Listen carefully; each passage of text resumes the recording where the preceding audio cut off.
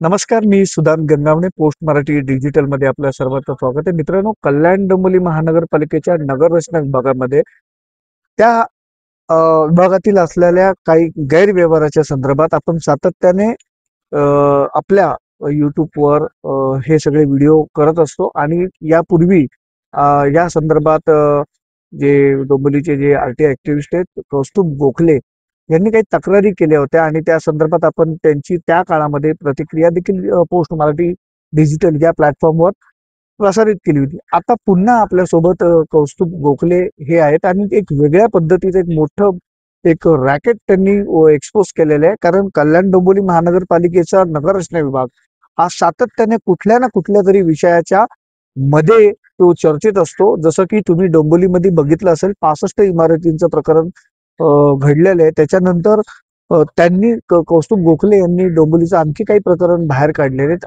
आता नेमकं त्यांनी काय काढलेलं आहे आपण त्यांच्याशी संवाद साधूया. आज ते आपल्याला उपलब्ध झाले. कौस्तुभ, काय नेमकं तुम्ही प्रकरण उघडकीस आणलेलं आहे? असं लक्षात येतंय, नमस्कार, की कल्याण डोंबिवलीमध्ये बांधकाम नकाशे मंजुरी करताना भूमी अभिलेख विभागाचे बोगस आणि खोटे नकाशे तयार करून त्यांच्या आधारे बांधकाम परवानग्या घेण्यात येतात. तर अशामधलं एक प्रकरण 58-3चं मी शोधून काढलं, नांदोली पंचानंदचं. त्याचा रिपोर्ट पण तुम्ही दाखवा पब्लिकला.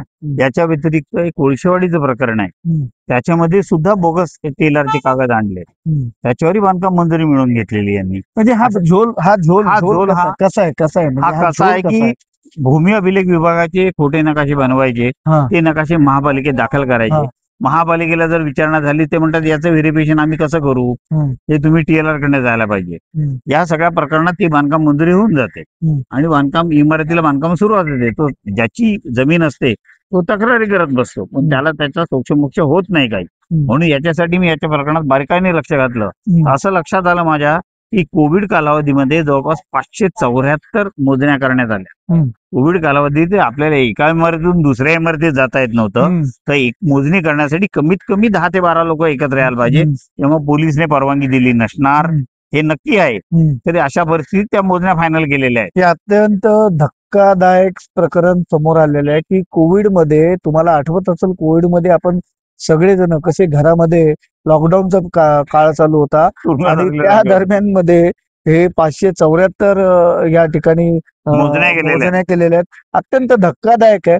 आणि हे अजून दुसरा एक विषय तुम्हाला सांगतो की डोंबिवलीमध्ये एक प्रकरण घडलं होतं. त्याच्यामध्ये नगररचना विभागातले जे काही सर्वेअर आहेत त्यांना कारवाईला सामोरं जावं लागलं होतं. तर तो खरा मुद्दा होता तो विकासकाचा होता आणि त्या प्रकरणात वास्तू विशारद होते, त्यांचा मुद्दा होता, पण ते बाजूला राहिले. त्याच्यामध्ये वास्तू विशारद यांनी सर्वोच्च न्यायालयात धाव घेतली आणि त्याच्यामध्ये अजून त्यांना कारवाई झालेली नाही. पण हे वारंवार का घडतं? तुम्ही आयुक्तांना पत्र देता, आयुक्तांना याच्यात दखल देत नाही का? दखल द्यायला आयुक्त आता तयार झालेले आहेत. माझं म्हणणं आहे की जेव्हा एखादा विकासक किंवा आर्किटेक्ट हा डीपी रिमार्कला फाईल टाकतो, त्याच वेळेस ती कागदपत्र जर टीएलआर कडनं तपासून आणलीत, आपण त्याची सत्यता तपासून आणली, त्याचं क्षेत्रफळ निश्चित करून आणलं, तर हा प्रकार होणार नाही. त्या टीएलआर मध्ये असं झालेलं आहे की दलालांचा एवढा सुळसुळाट आहे की मला मोजणी करून देतो, वाढीव करून देतो, तुझ्या हद्दीत 1.5-2 गुंठे जमीन वाढते, अशा प्रकारच्या लाखो रुपयाचे होतात त्या मध्ये. पण आता गोयल यांनी एक नवीन योजना, एक खिडकी राबवलेली आहे आणि त्याचा ड्राईव्ह आता 2-3 दिवसापूर्वी काही मीटिंग झाल्यात. म्हणजे ते त्याच्यानी हे सगळं काही कमी होईल का? मी त्याच्या याच्यातच आयुक्तांना असं सुचवलं की ज्याप्रमाणे तुम्ही नाहरकत दाखले ऑनलाईन घेणार आहात, त्याचप्रमाणे टीएलआर चे नकाशे सुद्धा व्हेरिफिकेशन करून घ्या, एसओबी मध्ये ते इन्क्लूड करून घ्या. म्हणजे आपल्याकडे प्रकरण दाखल झालं की आपण क्षेत्रफळ निश्चिती की या भूखंडावर किती क्षेत्रफळापर्यंत बांधकाम मंजुरी देता येईल आणि हे जे टीएलआर चे नकाशे हे खरे अथवा खोटे, त्या 2 गोष्टीचं व्हेरिफिकेशन करून घेतलं तर या सगळ्या प्रकारांना आळा बसेल. कल्याण डोंबिवली महानगरपालिकेचा जो नगररचना विभाग आहे सातत्याने त्याच्यावर वेगवेगळे आरोप केले जातात. तिथे असणारे जे अधिकारी आहेत हे पदावर असताना त्यांच्या फॅमिलीपैकी काही लोक हे बांधकाम क्षेत्रात असतात, त्यांच्या वेगवेगळ्या नावाने म्हणजे हिडन नावाने कंपन्या रजिस्टर झालेल्या आहेत, त्याची देखील माहिती उपलब्ध आहे. पण आपण आता तात्काळ ते डिस्क्लोज करू शकत नाही. पण मला एक सांगा की तुम्ही हे सातत्याने मांडत असतात, अजून काही लोक तक्रारी करत असतात, तरी सुद्धा त्या विभागातले जे लोक आहेत, म्हणजे मी स्पेसिफिक नाव या घेतो, पूर्ण टेंगळेची बदली का होत नाही? महापालिकेच्या या विभागावर प्रचंड प्रमाणात राजकीय हस्तक्षेप आहे. त्यामुळे या बदल्या होऊ शकत नाही. तुम्ही म्हणाले मागे मी सांगितलेलं अभिनव गोयल साहेबांना राग आला अभिनव त्या गोयल करू गोष्टीचा शकत नाही की त्यांची बदली होऊन जाईल. हे सातत्याने मला लक्षात येते की याच्यामध्ये राजकीय हस्तक्षेप प्रचंड प्रमाणावर आहे. कारण इथले राजकीय पुढारी जे आहेत ते स्वतः विकसक आहेत या ना त्या प्रकारे. म्हणजे थोडक्यात कुंपणच शेत खात आहे. आपण कुठपर्यंत पाठलाग करायचा आहे सगळ्यांचा? हे का होतंय माहितीये का? कल्याण डोंबिवलीचे कित्येक रिझर्वेशन आहे ते समावेशक आरक्षणाच्या बोंडस नावाखाली लाटले गेलेले आहेत आणि एकमेव महानगरपालिका आहे, त्या महानगरपालिकेचं क्षेत्र हे मुंबईपेक्षा जास्त होतं, पण ते क्षेत्र आता ते कमी कमी कमी कमी होत गेलेलं आहे. कारण तुम्हाला सांगतोय की कल्याण डोंबिवलीचं जे क्षेत्र होतं ते कुळगाव बदलापूरचं एरे गाव आहे, तिथपर्यंत ह्या महानगरपालिकेचं क्षेत्र होतं. अंबरनाथ देखील ह्या महानगरपालिकेच्या ज्युरिडिक्शन मध्ये होतं आणि उल्हासनगर देखील होतं आणि कुळगाव बदलापूर म्हणजे तिला डाकू महापालिका बोलायची त्या काळामध्ये. मला कौस्तुभ ह्या बाबतीत लोकल जे लीडर्स आहेत की ज्यांना आता शहर विकास डेव्हलपमेंट होत आहे, तुम्ही कुठल्याही भागात नाही या, तुम्ही प्रचंड कंटाळलेले, मला एक लोक वैतागलेले. विकास झालाय मला आजपर्यंत दिसलं नाही. तुमच्या नजरेत आला तर सांगा. आपला पाणीपुरवठा वाढला का? आपले रस्ते रुंद झाले का? आपली 90% आरक्षण बाधित आहेत. काय करणार? स्मार्ट सिटीकडे आपण मूव्ह होते. कसली स्मार्ट सिटी? कोणत्या अँगलनी स्मार्ट सिटी वाटते तुम्हाला? काय काय लोकांना फॅसिलिटी काय दिली? आज आपण मेट्रो सेस वसूल करतो. टिटवाळा मांडा या भागातला मेट्रो सेस वसूल करून त्यांना मेट्रो मिळणार आहे का? डोंबिवलीला मेट्रो मिळाली का? मंत्री, लोकप्रतिनिधी, खासदार वगैरे सगळे म्हणतात अरे शहर खूप डेव्हलपमेंट. मला ते सांगा काय काय डेव्हलपमेंट झाली. मला तर लिस्ट द्या की बाबा हे केलं आपण.